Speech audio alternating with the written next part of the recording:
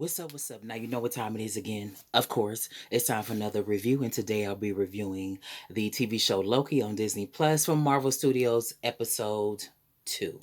Now, I actually like this episode a lot better than the first one. The first one was really good. I gave it a B, as you saw in my last video if you watched it.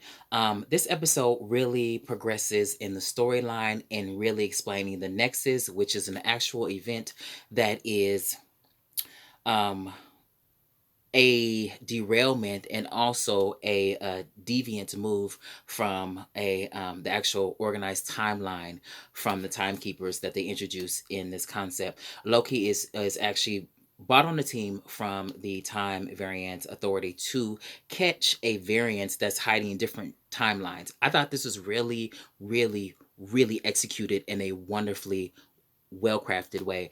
The execution of, okay, someone can actually hide within a time frame and do whatever they want to do, as long as they're within that time frame and they don't deviate or derail anything that's supposed to happen in that time frame. They can do whatever they want to do. So if they do a derailment of that time frame, then they're creating a nexus.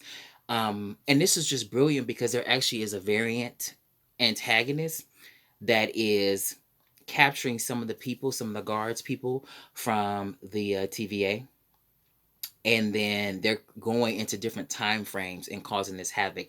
And so they use and they bring on Loki as an ally for the TVA, Time Variance Authority, to actually catch this person. Loki goes through these severe files of all these different time frames over thousands, probably even millions of years, and he finds out where this variant person is.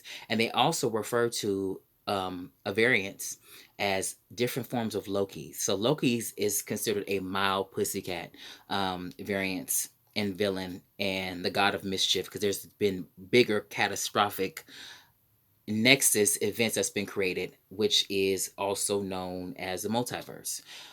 They keep itching away at the multiverse. They keep tapping at it just a little bit, saying that, because reason why I'm bringing this up, because we have a sequel to Doctor Strange 2, which is Doctor Strange and the Multiverse of Madness.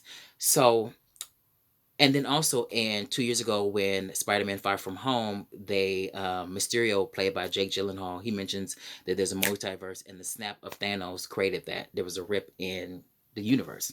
So we're actually, I'm really am looking forward and excited to see how the multiverse is going to be executed, as far as different time frames, different storylines. Also with the preview of the Eternals, which I'm really excited about it. We have 4 films that's coming out with Marvel, which is Black Widow, Spider-Man, No Way Home, Shang-Chi, and The Legend of the Ten Rings, and then also the Eternals. I'm really excited about the Eternals. Eternals is going to really introduce a lot of different characters and explain a great deal of why different characters look a certain way, why it's different species, why are different colors, like I mentioned in other videos too. So this multiverse is really going to solidify and actually explain a lot of different storylines and why they concluded the way they concluded, and also introduce a lot of new characters and a lot of new storylines too moving forward. There are bigger and better and grander and vaster storylines, bigger than the Infinity Saga, even though that was great. But Tom Riddleton is doing such an amazing job, as he always has, with playing Loki.